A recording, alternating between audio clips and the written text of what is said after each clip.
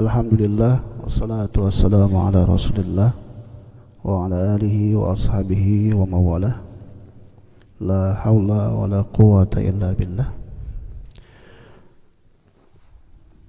Subhanaka la ilma lana illa ma 'allamtana innaka antal alimul hakim. Rabbi israh li sadri wa yassir li amri wahlul 'uqdatam min lisani yafqahu qawli.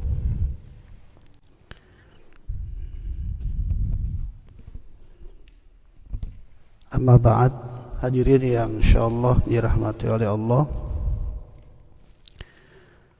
Insyaallah pada pagi hari ini kita kembali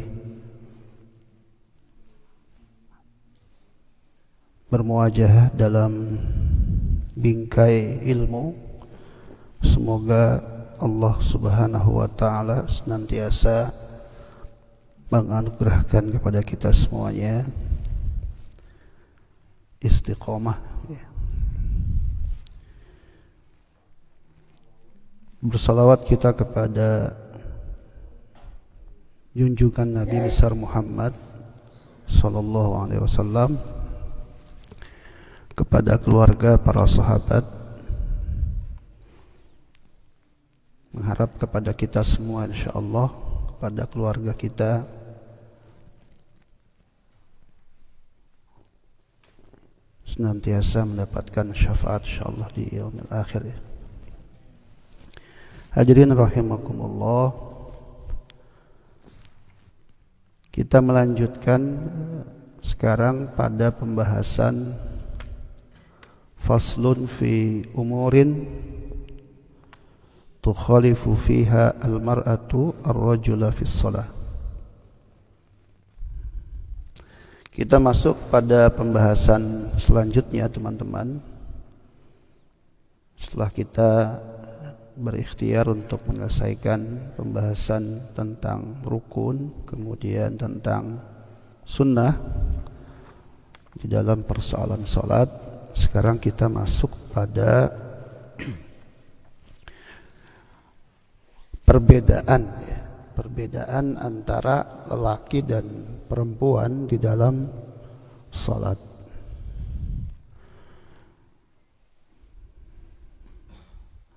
Hadirin rahimakumullah, kalau kita berbicara dalam konteks yang umum,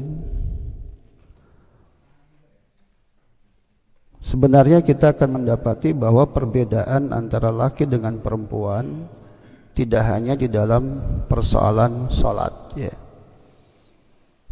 Tentu saja secara fisik pun itu berbeda, ya, antara laki dengan perempuan tidak sama. Sehingga nanti tentu ketika kita berbicara pada konteks yang umum tentang perbedaan itu pun berimplikasi terhadap perbedaan antara kedua jenis ini atau kelamin ini di dalam persoalan salat. Itu sudah mafhum, ya, sehingga tidak bisa kita katakan bahwa nanti dalam semua aspek di dalam kehidupan bahkan ibadah itu sendiri laki dan perempuan itu sama. Sehingga kalau di dalam, ya, kondisi ataupun keadaan yang lain kita dapati ada upaya keras misalkan yang dilakukan oleh orang-orang di luar Islam, ya, dengan istilah feminisme yang tujuannya itu adalah meminta hak yang sama antara perempuan dengan laki-laki itu sendiri dalam seluruh aspek kehidupan, maka sesungguhnya itu sudah menyalahi fitrah, ya, sudah menyalahi fitrah. Di dalam fikih saja misalkan tentang sholat, kita akan dapati ternyata pendapat jumhur ulama mazhab Hanafi misalkan, ya, kemudian Maliki misalkan, kemudian juga, ya, Syafi'i sendiri, kemudian Hambali, itu sepakat bahwa ada perbedaan, walaupun nanti jumlah perbedaan di dalam sholat itu tidak sama, ya, tidak sama semuanya. Secara ringkas misalkan di sini disebutkan perbedaan Hanafi di dalam sholat, Maliki itu lebih sedikit, Hanafi lebih banyak, Syafi'i sangat sedikit, ya, kemudian Hambali ya pertengahan. Nanti ada pendapat yang sedikit berbeda dari jumhur ulama, yaitu madhab zahiri, tapi itu tidak digunakan secara umum. Madhab ini tidak digunakan di dalam fikih. Jadi 4 madhab ini saja yang mu'tabar, walaupun sebenarnya nanti ada beberapa madhab yang lain yang juga digunakan, cuman karena ya tidak begitu populer di beberapa negara yang lain sehingga hanya 4 ini saja. Nanti ada Ja'fari misalkan dan seterusnya. Ja'fari digunakan oleh kalangan Syiah misalkan. Ya. Hadirin rahimakumullah, jadi memang itu sudah menjadi fitrah, sekali lagi menjadi fitrah ya, yang membedakan antara laki dengan perempuan. Dan wajar, sehingga hukum tentang permintaan adanya persamaan laki-laki dan perempuan di dalam seluruh aspek kehidupan, sekali lagi itu sudah menjadi fitrah ya yang ada ya, dan tidak mungkin gitu ya feminisme itu atau gender ya, hak gender itu berlaku. Walaupun nanti misalkan dalam konteks-konteks yang yang sifatnya, contoh misalkan dalam fikih, bagaimana hukum seorang perempuan memimpin sebuah negara, itu pun dibahas. Walaupun nanti kita lihat ada perbedaan pastinya, ya, karena hal itu tidak menjadi kesepakatan umum juga. Ya, sehingga misalkan di Indonesia pernah dipimpin oleh seorang perempuan misalkan, atau di negara muslim yang lain seperti Pakistan ya, Benazir Bhutto kalau tidak salah, itu adalah seorang perempuan yang pernah memimpin negara Pakistan ya. Kalau dalam konteks yang privat saja misalkan di dalam kehidupan keseharian ya, sebagai contoh keluarga misalkan ya, si perempuan atau istri meminta hak yang atau porsi yang begitu besar sebagai seorang perempuan menjadi seorang suami, katakan perannya berubah saja, itu pasti keluarga itu berantakan. Saya bisa pastikan pasti berantakan ya, itu hanya menunggu waktu terjadinya perceraian ya. Laki-lakinya tinggal di rumah ngasuh anak, istrinya yang pergi ke Korea misalkan, sebaliknya, itu bisa dipastikan problemnya besar. Kenapa? Karena memang perempuan tidak bisa mengemban amanah seperti laki-laki, nggak bisa itu ya. Perempuan haknya sebagai perempuan, atau dia kewajibannya sebagai perempuan dan dia harus ada di rumah, jangan dibalik ya, laki-laki ngurusin urusan rumah bisa marah-marah melulu, piring bisa pecah terus nanti ya. Ngurusin anak pagi-pagi harus kamar mandi, pagi-pagi harus nyiapin buat makan pagi-pagi, yang ada dia nanti nikah lagi itu ya. Sama juga nanti perempuan ketika sudah masuk pada wilayah laki-laki minta nikah lagi juga, dia merasa laki-lakinya udah gak bisa menjadi pendamping yang ideal bagi dia. Karena itu nanti jadi problem utama ya, problem utama kerusakan itu adalah pertama kesombongan, yang kedua itu adalah keserakahan ya, sifat tamak ya. Manusia itu kalau udah punya sifat tamak, sampai aspal pun dimakan ya. Kayu pun gak cukup satu, sampai gelondongan itu ya, itu manusia seperti itu. Jadi keserakahan Kita juga kalau serakah ya susah, nggak akan bisa hidup tenang. Ya. Sama juga pada level problem masalah feminisme, itu pun juga bentuk keserakahan satu gender yang meminta haknya untuk menjadi laki-laki juga, itu juga salah. Atau perempuan laki-laki mau jadi perempuan, itu pun juga salah gitu. Saya di rumah aja, saya nggak usah kerja gitu misalkan, dan seterusnya. Hadirin rahimakumullah, kembali kepada topik utama kita mengenai perbedaan di dalam persoalan salat. Di dalam kitab Fathul Qarib disebutkan,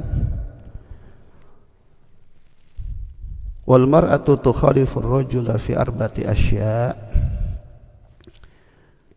Ya, perempuan itu berbeda dengan laki-laki di dalam 4 persoalan. Pada laki-laki farrajulu ya, yujafi mirfaqaihi an janbaihi. Ya, ini yang pertama teman-teman sekalian. Ya.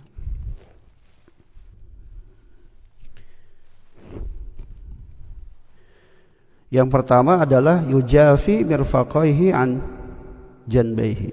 Jadi ketika salat itu ya yang kemudian wa yuqillu batnahu an fakhidhaihi fi ruku' was sujud. Wa yajhar fi mawdi'il jahri wa idza nabahu syai'un fi sholati sabbaha wa auratur rajuli ma baina surratihi wa rukbatayhi. Yang pertama itu adalah perbedaan laki dan perempuan ketika salat. Nah, ini laki-laki nih. Ya, laki-laki itu yujafi ya mirfaqaihi. Dia mengangkat sikunya. Laki-laki ya, ketika ruku, ketika sujud dalam salat itu dia mengangkat ya sikunya, tidak dengan posisi ya menempel. Wa yuqillu itu menempel. Yaltasiq ya. Jadi dia begini, diangkat. Dan perutnya juga agak diangkat. Maksudnya tidak terlalu dekat dengan tempat sujud. Tapi kalau perempuan ya. Kenapa disebutkan di dalam kitab yang lain itu astar ya, dalam rangka untuk menjaga atau menutup bagian aurat dia. Ya, laki-laki kan auratnya beda sama perempuan. Dia menutup auratnya. Ya, agak ke bawah ya. Agak sedikit dekat dengan tempat sujud, dan kemudian dia jadi ini menempel. Laki-laki dalam satu riwayat disebutkan Nabi ketika sholat itu sampai kelihatan putih ketiaknya, berarti itu kan laki-laki kan ya, seperti itu. Ini yang pertama teman-teman sekalian, farrajulu yujafi mirfaqaihi an janbaihi, kemudian wa yuqillu batnahu an fakhidhaihi ya. Kemudian kalau laki-laki itu yuqillu ya, ini juga terpisah, ini enggak nempel ini ya. Kalau perempuan itu nempel ya, di dalam ruku dan di dalam, bukan cuma sujud, dalam ruku juga begitu ya. Kalau kita kan laki-laki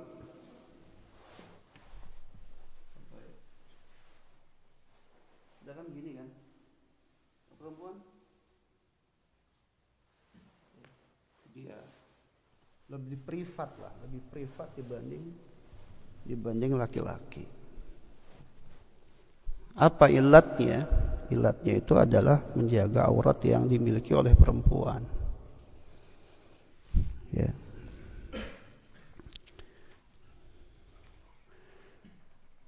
Sudah dua itu. Dan itu berlaku tidak saja di dalam, sekali lagi dalam ruku, juga di dalam sujud. Kemudian yang ketiga, wa yajharu fi mawdi'il jahri. Ya, kalau laki-laki itu di dalam salat ketika jahar ya tetap jahar saja. tidak perlu suaranya dikecilkan misalkan, ya. Dan ada keterangan ketika seorang perempuan itu sholat di tengah-tengah atau di tengah-tengah masjid misalkan, dan kemudian itu terdengar, kemungkinan besar terdengar oleh laki-laki yang bukan mahramnya, maka dia harus mengecilkan. Itu sudah berbeda, karena ada keterangan bahwa suara perempuan itu adalah aurat, ya. Kalau laki-laki dia bisa sampai keras, perempuan tidak. Di rumah dia bisa lebih keras karena ada suaminya yang mendengar, tidak terlalu masalah. Tapi ketika keluar dari rumah atau di rumah sendiri ada yang bukan mahram, maka harus lebih kecil. Ini pada salat yang jahar. Tentu pada salat yang sir jelas keduanya sama, ya.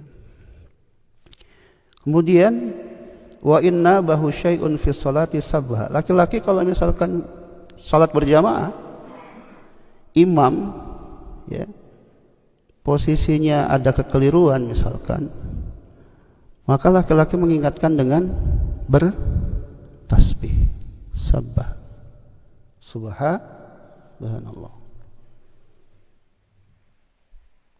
ya. Nanti pada perempuan tidak begitu, ya. Pada perempuan dia hanya apa? Melakukan tasfiq, ya. Disebutkan di sini. Wa idza nabaha syai'un fi sholati saffaqat. Ya. Bagaimana cara melakukan tasfiqnya? Bi dharbi batnil yumna ala dhahril yusra. Kalau laki-laki subhanallah, kalau perempuan nggak bisa seperti laki-laki. Subhanallah juga nggak bisa. Ya. Suaranya karena mengikuti dasar atau dalil yang menjelaskan bahwa perempuan itu suaranya aurat. Tasfiq,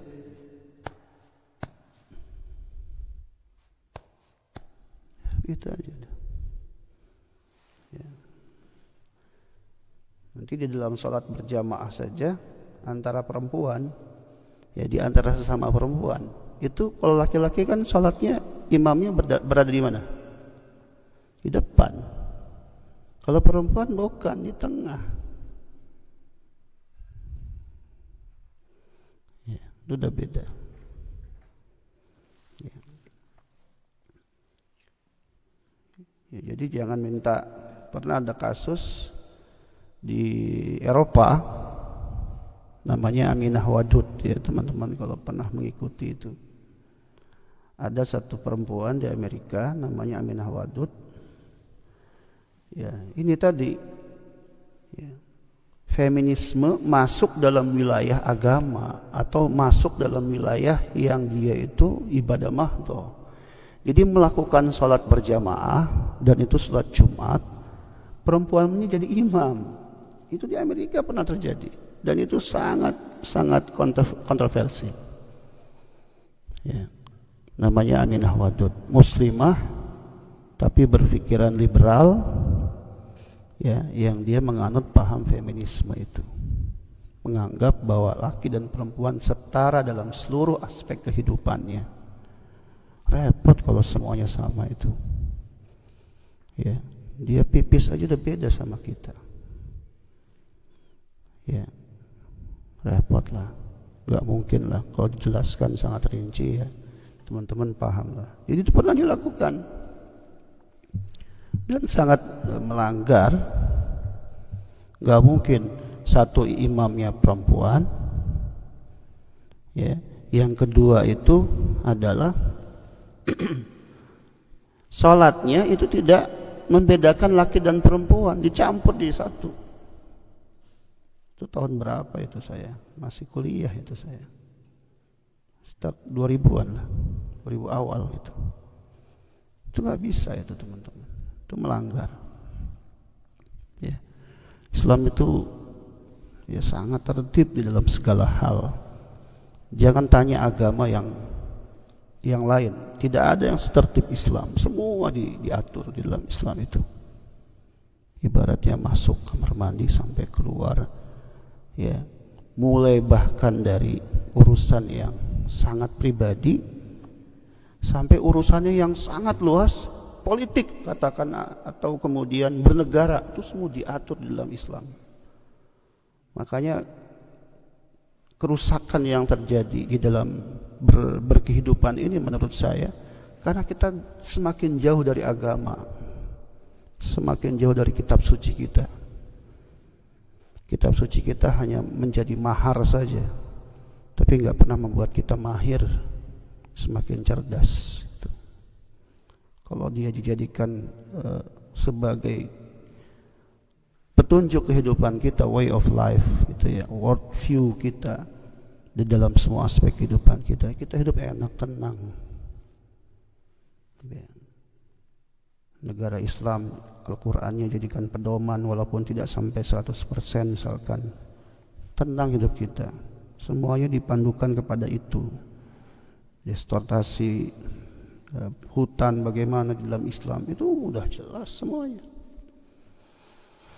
Ya, berpolitik bagaimana dan seterusnya itu jelas ya. Hadirin rahimakumullah.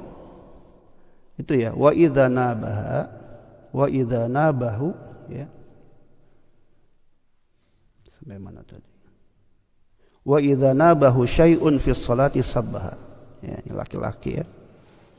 Laki-laki kalau mengingatkan ketika seorang imam itu lupa, salah ya, maka mengingatkannya dengan cara bertasbih. Kalau perempuan ya, saya langsung menjelaskan perempuan saja seperti yang tadi biar tidak dibaca ulang. Ya, sedangkan perempuan nabaha syai'un fi sholati safaqat. Laki-laki bertasbih, perempuan dengan tasfiq. Ya. Memukul atau menepuk ya, bagian dalam telapak tangan ini pada punggung tangan kirinya. Yang terakhir teman-teman sekalian, karena ada 4 saja. Yang terakhir wa auratur rajuli ma baina surratihi wa rukbatayhi. Tentang aurat. Ya, tentang auratnya. Kalau laki-laki auratnya disebutkan di sini ma baina surratihi, antara surrah pusar dan rukbatayhi. Apa ini? Dengkul ya, apa? Lutut ya. Apa namanya? Lutut ya. Laki-laki itu. Ya, di dalam salat seperti itu. Ya. Karena nanti ketika kita bahas tentang adat mubtilatis shalah ya, pada pembahasan setelahnya itu dijelaskan hal-hal yang dapat membatalkan salat itu salah satu inkisyaf al-aurah gitu ya. Tersingkapnya aurat. Kalau yang tersingkap ya, yang kelihatan selain pada posisi yang tadi antara surrah dan rukbatai ya, pusar sampai itu enggak apa-apa. Salatnya cuman pakai celana Hawaii yang di bawah lutut itu masih sah. Tapi kalau salat bajunya ngepas sampai keangkat, pas kita di belakangnya ngelihat lagi bagian itunya, jangan-jangan kita salatnya jadi fasid gitu, rusak salat kita gara-gara ngelihat gitu ya. Kalau nggak sengaja sih nggak apa-apa, tapi kalau ya, apa itu kolornya apa itu, bisa rusak salat kita gara-gara begitu. Makanya kalau kita di sini disiapkan sarung, di antara dakwah kita buat teman-teman yang punten misalkan hatta itu di berbeda negara gitu ya, itu dakwah kita itu. Jangan kita suruh pulang, kamu sholat nggak pakai pakaian yang pas, jangan, itu bukan dakwah namanya. Ambil sarung, kita kasih tahu, mas atau brother kalau dia orang luar, akhi, udah nggak bisa bahasa Arab, afwan, nah itu aja udah. Afwan. Apa kok afwan? Ini sarung. Hada izar. Istamil. Take please this. Ya. Untuk dipakai biar ketutup itu. Karena kita perhatikan teman-teman dari luar sana yang mungkin kadang tidak ikut berjamaah, ya mungkin dia lagi main ke sini tapi nggak siap pakaiannya langsung datang. Kita lihat celananya pun mohon maaf tidak menutup aurat misalkan. Ya di atas, apalagi di musim panas kadang-kadang kita temukan seperti itu. Jangan pas masuk udah kita kasih dalil aja masuk janganlah. Nah kita kasih pakai ini mas biar sholatnya tertutup auratnya. Pakai baju oblong berarti selama ketutup ininya pusarnya sholat ya sah saja, hanya tidak ihsan. Ya sah tapi tidak ihsan. Ya, ihsan itu melebihi dari batas yang wajar. Makanya kalimatnya aspek teologinya itu adalah orang ihsan itu atau orang yang masuk pada perilaku ihsan itu adalah dia itu tidak hanya sampai aspek teologinya menganggap bahwa ibadah yang dilakukan itu hanya dilihat oleh manusia. Itu adalah ihsan. Anta abudallah ka'annaka tarahu fa illam takun tarahu fa innahu yarak. Jadi sampai dalam aspek itu saja dia merasa bahwa oh ada zat yang melihat saya, maka saya harus berbuat baik. Ada zat yang melihat saya, maka saya harus ya melakukan kerja ini secara baik. Tapi kalau kita baru pada aspek saya melakukan kebaikan karena ada yang lihat, itu belum ihsan. Saya berakhlak karena orang itu berbuat baik sama kita. Nanti kalau dia nggak berbuat baik, saya nggak berakhlak baik sama dia dong. Nah, itu belum ihsan namanya. Tapi kalau kita sampai bilang dia mau baik sama saya atau enggak, saya akan tetap berbuat baik karena prinsip saya berbuat baik itu bukan karena dia, tapi karena Allah. Itu namanya ihsan. Itu. Makanya dalam tasawuf ini adalah akhlak yang luar biasa. Itu. Kita kan seringnya begitu. Ya, melakukan apapun ya, itu disandra pada perspektif manusia. Kita tuh seperti itu. Sampai pada orang tua juga begitu. Orang tua kita tidak sayangnya sama saya. Kita nggak usah peduli dia mau sayang apa tidak sama kita, ya atau dia itu bagaimana berperilaku terhadap anak-anaknya. Selama dia sudah melahirkan kita, maka kita harus berbakti sama dia. Begitu prinsipnya. Ya, selama dia kakak saya harus baik sama dia. Selama dia adik saya harus sayang sama dia. Perkara dia benci kita atau apa itu urusan dia, bukan urusan kita. Itu namanya ihsan. Ya. Hadirin rahimakumullah, ini pada aurat. Karena nanti ya, ada penjelasan di sini teman-teman. Nah, kalau perempuan ya, laki-laki jelas tuh ya. Kalau perempuan bagaimana? Nah, kalau perempuan wa jami'u badanil hurrati auratun illa wajhaha wa kaffaiha. Ya, perempuan secara umum nih hurrah yang dia itu tidak masuk kategori ammah. Ammah itu di situ perbudak ya, perempuan kategori budak. Ya, budak perempuan. Nanti kalau budak perempuan di sini di dalam fikih Syafi'i disebutkan wal ammatu karrajuli fi shalah. Kalau budak perempuan dia seperti laki-laki di dalam salat. Ya, karena dia nggak ketutup pun dia boleh dilihat oleh tuannya. Maksudnya nggak ketutup auratnya misalkan pada aurat-aurat yang umum itu masih tidak persoalan. Walaupun sekarang kita hampir sulit mendapatkan budak gitu ya. Jadi perempuan secara umum atau dalam bahasa fikih disebutkan di sini al-hurrah yang bebas bukan sebagai budak. Auratuha ya illa wajha wa kaffaiha. Berarti dalam salat yang boleh kelihatan itu adalah tangan bagian luar dan bagian dalam. Pergelangan kan segini kan. Ini boleh kelihatan teman-teman perempuan. Perempuan kalau sholat ketutup semuanya, hatta dia nggak pakai gamis atau dia nggak pakai mukena, tapi ketutup semuanya. Yang kelihatan cuma telapak tangan ini, bagian dalam button atau bagian luarnya. Maka itu sah. Yang kedua yang boleh kelihatan adalah wajahnya.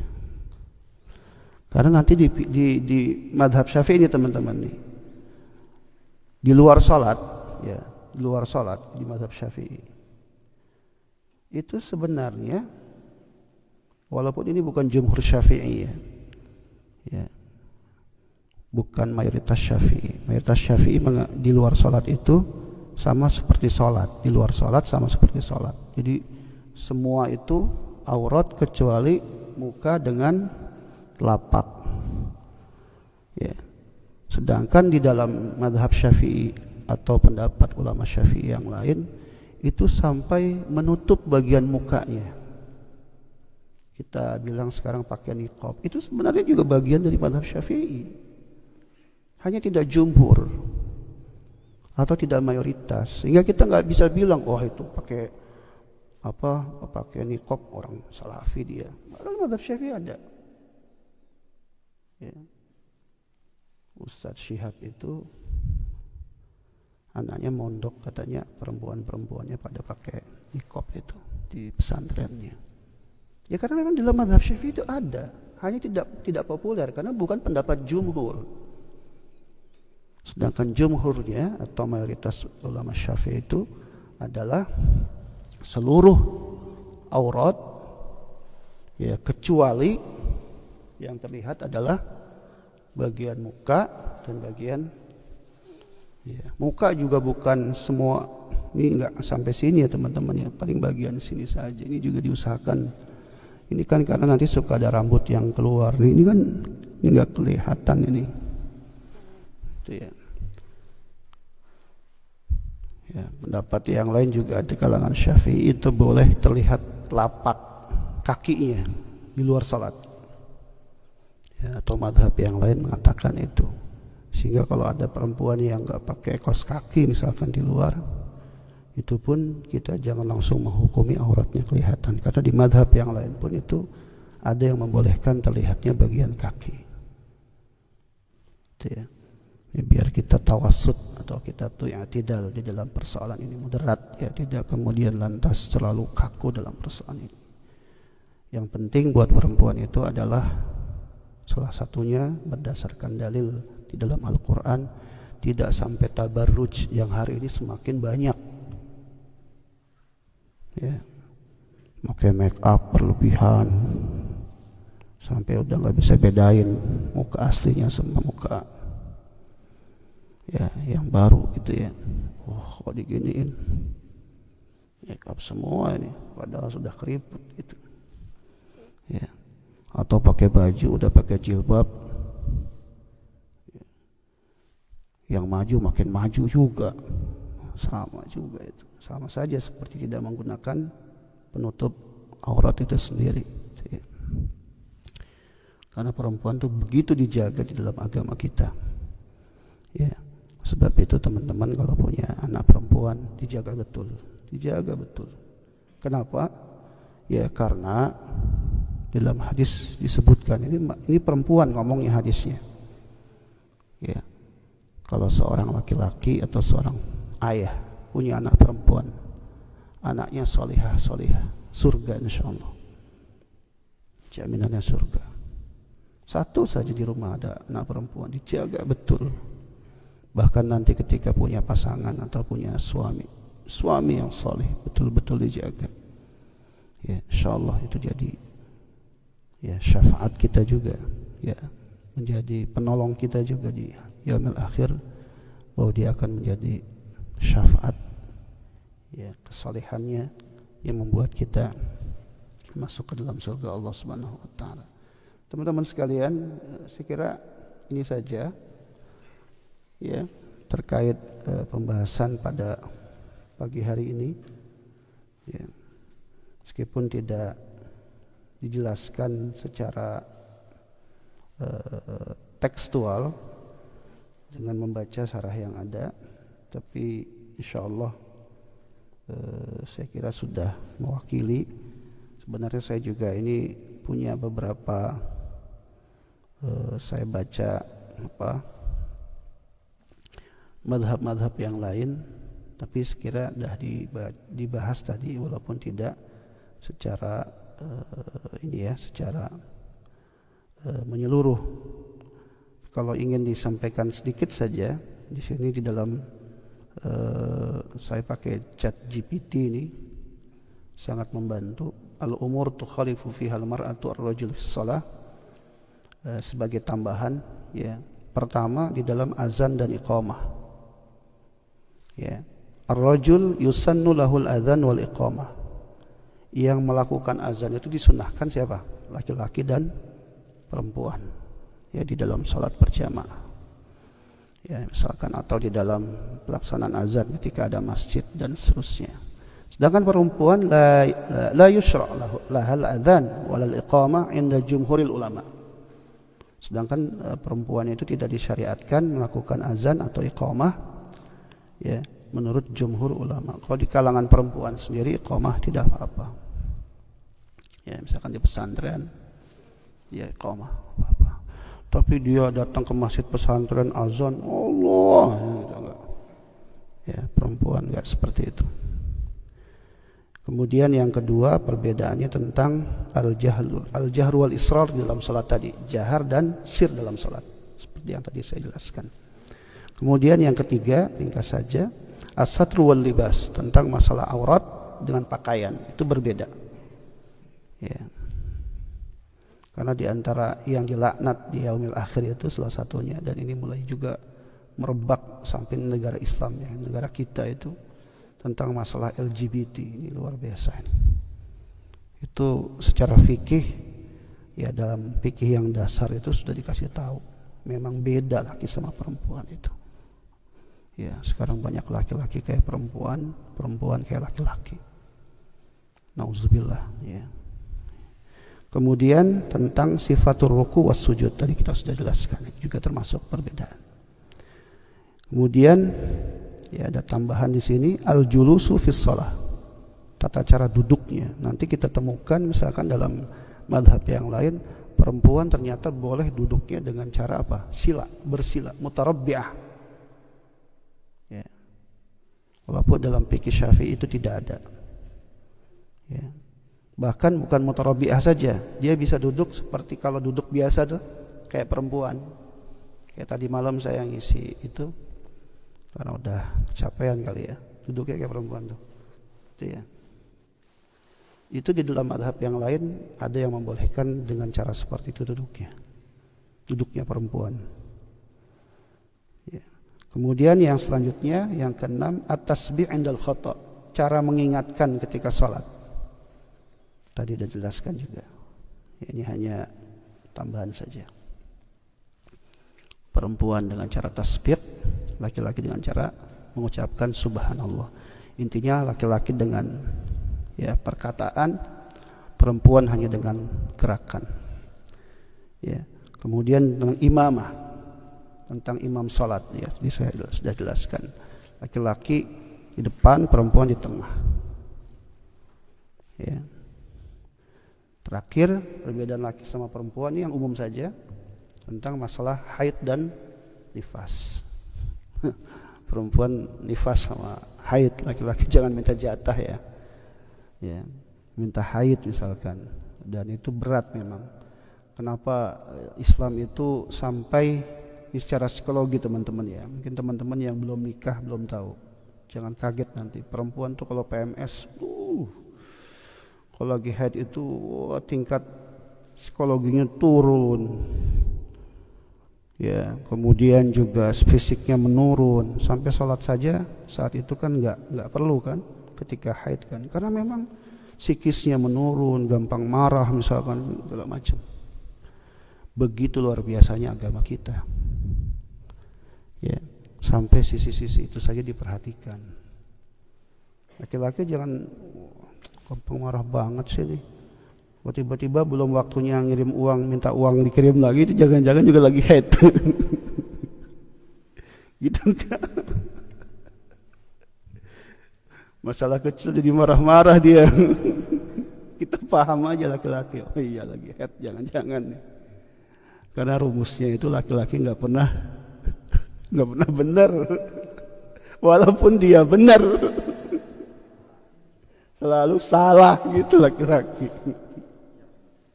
Siap salah pokoknya laki-laki sama perempuan mah. Jangan malah marah-marah. Kita nggak tahu perempuan, berarti sifat perempuan bisa berantem terus nanti. Ya. Itu saja teman-teman. Tadi sudah tambahan. Ya, intinya ada 4 hal tadi yang sudah saya sampaikan sesuai dengan pembahasan kita dalam kitab ini, perbedaan laki dan perempuan. Selebihnya jika ada hal-hal yang ingin disampaikan, silahkan. Ini ada Ustadz kita juga, beliau pakar dalam fikih Syafi'i insyaallah. Saya ini hanya remahan ngeranginang saja saya ini. Ya, hanya ya itulah. Ya, semoga bermanfaat walaupun sedikit insyaallah. Terima kasih. Assalamualaikum warahmatullahi wabarakatuh. Waalaikumsalam warahmatullahi wabarakatuh. Alhamdulillahirrabbilalamin. Saya ucapkan terima kasih banyak kepada Pak Ustadz yang telah memberikan ilmunya kepada kita semua.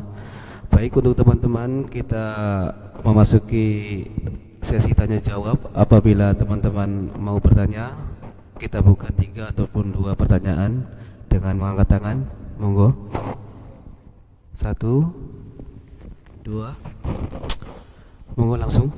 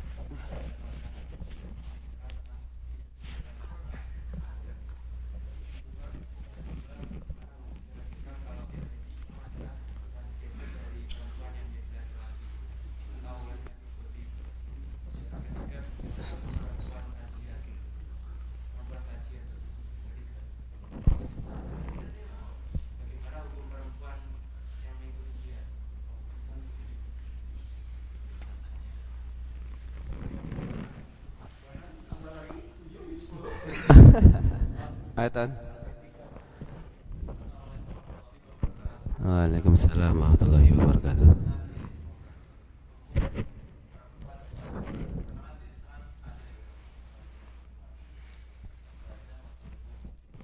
Waalaikumsalam warahmatullahi wabarakatuh.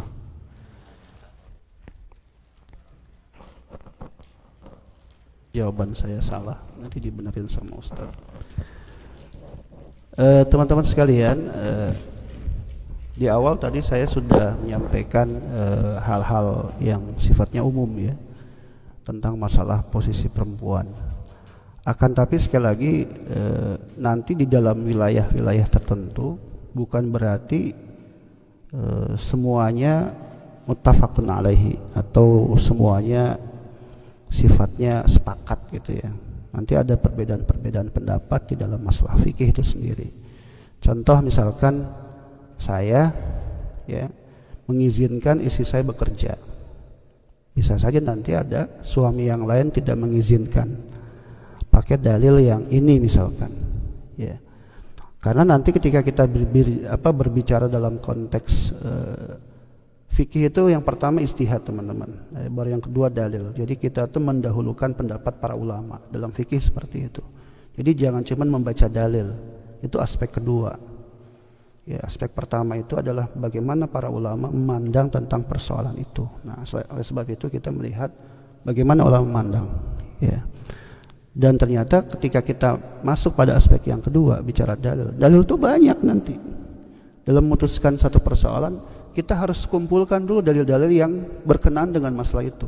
Kalau cuma baca satu dalil, nanti nggak bisa diambilkan kesimpulan yang cocok tentang persoalan itu, yang kita sebut dengan istinbat. Contoh misalkan dalam kasus yang lain, ya, menjulurkan sarung di bawah mata kaki, dalam satu riwayat disebutkan itu adalah tidak boleh karena bagian dari kesombongan. Itu kan memahaminya tidak bisa tekstual. Dilihat ilatnya apa, kenapa? Karena nanti kita lihat ada sahabat yang lain yang dia selalu turun, jatuh. Tapi Nabi bilang, kamu bukan termasuk yang khuyala, kamu enggak termasuk yang sombong. Berarti kan riwayatnya banyak. Di dalam fikih atau di dalam masalah hadis itu namanya al-jarh wa ta'dil atau al-jam'u wa taufiq. Kumpulkan baru diambil kesimpulan. Ya.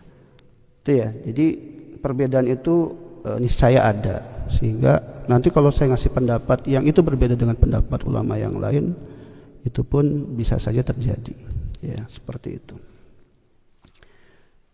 Nah, bagaimana tentang masalah perempuan memimpin? Ini juga sama. Dalam sektor yang luas, yang memimpin, ini memimpin tentu yang dimaksud adalah sebagai pemimpin negara, ya. Ya. Dalam sektor yang luas, ini pendapat ulama banyak. Teman-teman pernah nggak lihat atau ngerasain, tahu yang usianya sampai atau enggak, pernah ya di zaman Megawati mau jadi presiden itu, beliau berpasangan dengan tokoh Islam. Masih ingat ya? Bukan. Waktu pemilunya siapa? Oh, nggak ada yang tahu berarti ini. Lahir tahun berapa ini? Hamzah ya, bukan. Hasyim Muzadi, ya. Hasyim Muzadi itu tokoh Islam, pernah jadi ketua PB, ya kan? Benar nggak? Wah, tahu juga tuh. Ya. Ketua PBNU pernah dipimpin oleh Hasyim Muzadi saat Pilpres, ya. Itu beliau berpasangan dengan Megawati. Sekarang kan begini gampangnya, kenapa Hasyim Muzadi mau? Kalau memang beliau berpendapat bahwa perempuan tidak boleh memimpin negara dalam sektor yang sangat luas, dia nolak dong. Logikanya kan gampangnya seperti itu. Tapi beliau menerima. Nah, kenapa? Karena pendapat yang dipegang oleh beliau, perempuan boleh. Tapi nanti ada pendapat yang lain yang menyebutkan, misalkan, dan ini banyak dipegang juga oleh mereka yang tidak setuju negara dipimpin oleh seorang perempuan, karena alasannya adalah bahwa ketika perempuan terlalu memegang sektor-sektor yang paling inti dalam sebuah negara, ini kan banyak sekali, nanti hal-hal privat yang dimiliki oleh perempuan itu mengganggu. Tiba-tiba dia masalah hamil, melahirkan, dia harus cuti dulu. Ini yang tidak membolehkan gitu ya. Misalkan akhirnya dia berfatwa boleh, tapi tidak dalam sektor yang sangat luas. Misalkan dia jadi ketua RT, jadi misalkan apalagi yang di atasnya, bupati misalkan, level-level yang begitu. Tapi kalau sangat luas, di mana masih banyak laki-laki yang memungkinkan untuk menjadi, masa nggak ada sih laki-laki? Al-Quran kan juga bilang, ar-rijalu qawwamuna 'alan nisa. Laki-laki lebih sangat layak menjadi pemimpin dibandingkan perempuan. Nah, yang kedua ini beranggapan tidak boleh, kecuali dalam sektor yang sifatnya kecil. Tapi ada lagi yang ketiga, beranggapan tidak boleh secara mutlak. Karena perempuan adalah perempuan, sampai dia juga sangat privat mengatakan perempuan kalau misalkan tidak perlu keluar dari rumah, nggak perlu keluar dari rumah. Itu ada pendapat yang begitu. Logikanya berarti apa? Jangankan memimpin negara, orang keluar rumah saja menurut pendapat yang ini nggak boleh kan? Kecuali perlu-perlu saja. Dan itu ada di mazhab Maliki seperti itu. Coba, atau di mazhab Hanafi seperti itu, sangat dijaga. Ya, coba saya nggak pernah lihat ustadz kita ini yang dari mazhab Hanafi, istrinya beli sayuran, saya bawa istri saya beli sayuran, beli ini ke pasar, dia enggak, dijaga betul istrinya di rumah. Tapi apakah kemudian kita akan mengatakan, oh ini terlalu fanatik ini? Enggak begitu teman-teman, gitu ya. Jadi perbedaan dalam hal ini niscaya jangan paksa saya untuk bilang boleh atau enggak boleh, karena persoalan ini sudah dibahas oleh para ulama-ulama sebelumnya, gitu ya. Saya misalkan Ustadz Adi Hidayat misalkan contoh, beliau sampai mengatakan begini dalam satu video beliau, kalau seorang istri bekerja, kata beliau nih, teman-teman bisa cari, kalau seorang istri bekerja itu malah bisa menghambat rezeki itu sendiri. Saya tidak sependapat gitu. Boleh dong nggak sependapat itu. Istri saya bekerja, tapi bukan sebagai tulang punggung. Tuh, ingat, itu catatannya tuh, bukan sebagai tulang punggung. Saya memberikan izin kepada beliau, kepada istri saya. Kita sepakat dari awal menikah, saya ini istri yang kata beliau tidak bisa di rumah terus. Oh ya baik, kata saya hargai itu. Beliau sekarang sebagai seorang dosen mengajar, tapi saya bilang tugas utama kamu di rumah, kata saya begitu sama beliau. Kerjaan di rumah berantakan, saya marahin kamu, saya bilang begitu ya. Berarti selama pekerjaan ataupun katakanlah sisi di mana kamu bisa mengembangkan diri itu tidak mengganggu pekerjaan utama kamu sebagai seorang ibu, sebagai seorang istri, saya izinkan. Gampangnya begitu. Tapi kalau mengganggu, mohon maaf, nggak bisa saya. Kamu harus di rumah, saya yang kerja, saya yang cari nafkah. Berarti istri bukan mencari nafkah, itu hanya sebagai cara dia mengembangkan diri saja.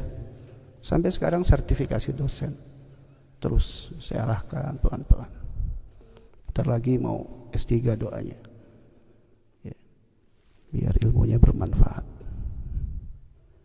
Tapi tadi ada perempuan, ada ustadz yang di rumah istrinya, sampai dilihatin di media sosial aja nggak pernah, iya kan?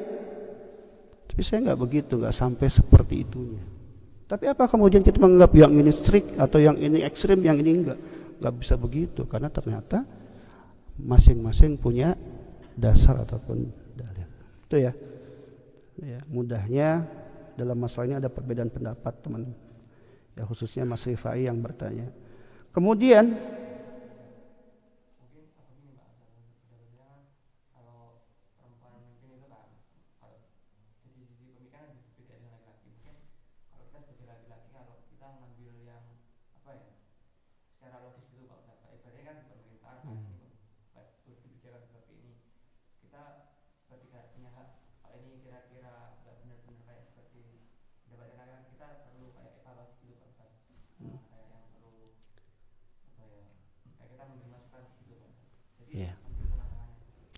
baik.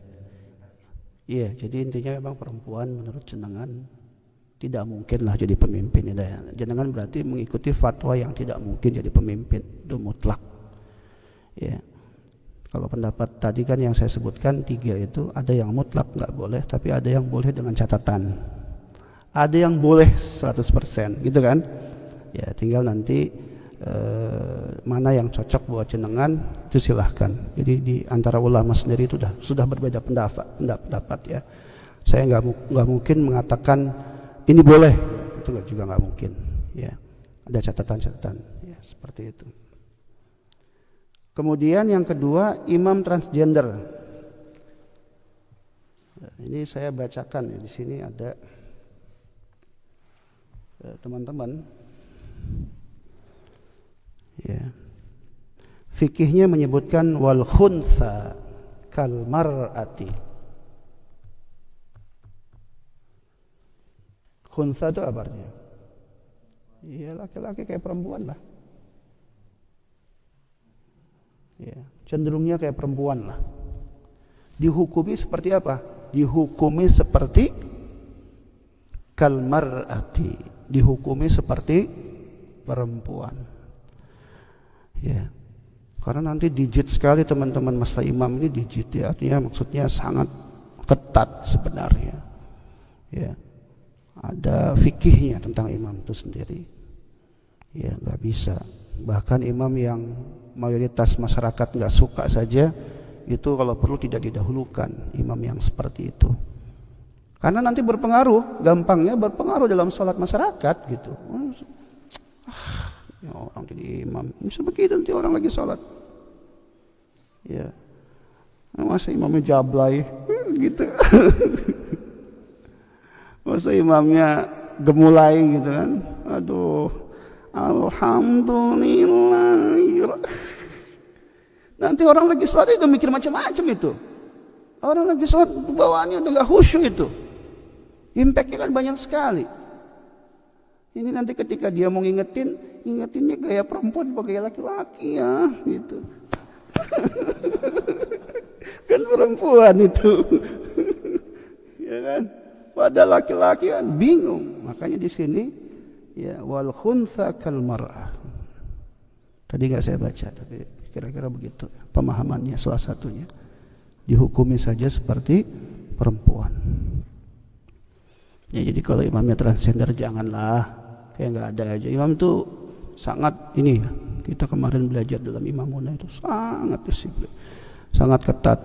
Yang paling utama itu adalah karena dia imam itu bacaannya minimal harus bagus Fatihahnya, maka imam itu ya pertama dalam hadis disebutnya man huwal aqra, siapa yang bacaannya paling bagus.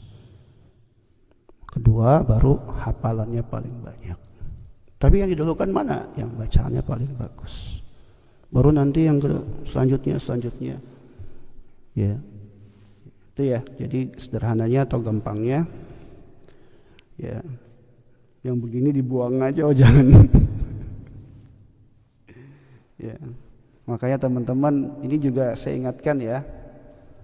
Saya alhamdulillah walaupun saya lahir di tengah-tengah perempuan semua, saya laki-laki sendiri. Ya, kakak adik saya semua perempuan. Alhamdulillah saya tidak seperti perempuan. Padahal banyak kasus, ya, yang dia itu laki-laki di tengah-tengah perempuan, banyak kasus dia jadi seperti perempuan. Nah teman-teman dalam masalah parenting juga dijelaskan itu. Ya itu hati-hati ngasih hadiah, perilaku, cara bersikap sama laki-laki itu bedakan dengan perempuan. Karena nanti akan membentuk karakter dia juga. Ya keberanian, sikap, ketegasan itu dimilikinya sama laki-laki. Ya dan di rumah teman-teman harus ingat walaupun perempuan perannya lebih banyak, ya dan kenapa juga ya perempuan itu harus lebih cerewet dibanding laki-laki. Walaupun di dalam Al-Quran, ingat di dalam Al-Quran, ajakan berdialog di dalam Al-Quran terhadap anak itu ternyata buat laki-laki, bukan buat perempuan.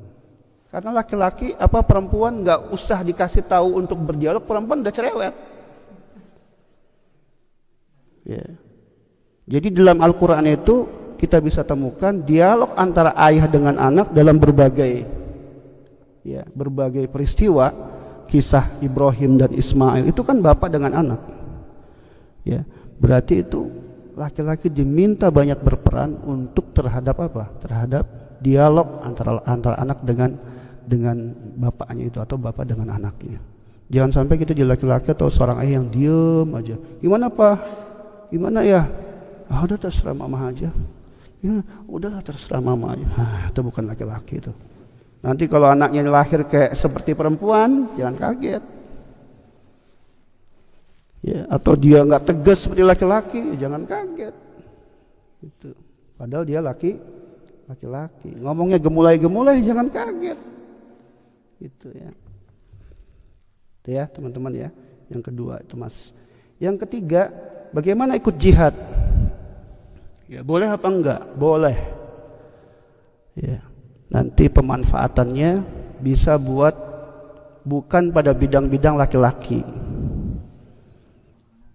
Ya bagian nyiapin makan, misalkan ikut jihadnya silahkan.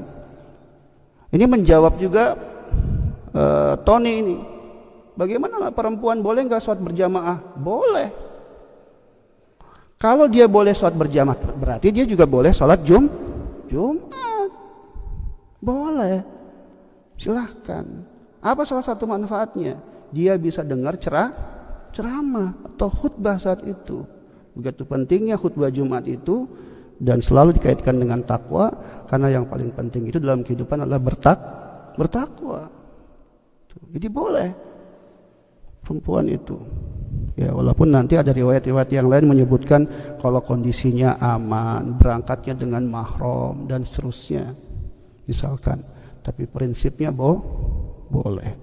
Ya, jadi jihad seorang perempuan itu, ya, atau dia mengikuti jihad juga diperbolehkan. Hanya saja dia tidak diposisikan pada posisi yang seperti laki-laki, bawa senjata perempuan. Pas ditembak, au, gitu. Gak bisa, Mas. Logika gampangnya aja begitu perempuan tuh. Ya itu ya. Saya kira jawabannya dan menjawab juga pertanyaan Mas Tony. Semoga nggak bertambah pertanyaannya ya. Karena saya udah kelelahan menjawab pertanyaan jenengan nih. Sangat luar biasa. Ya, baik, itu saja. Cukup ya? Cukup? Apa ada lagi? Satu lagi? Gimana teman-teman? Cukup? Cukup? Cukup.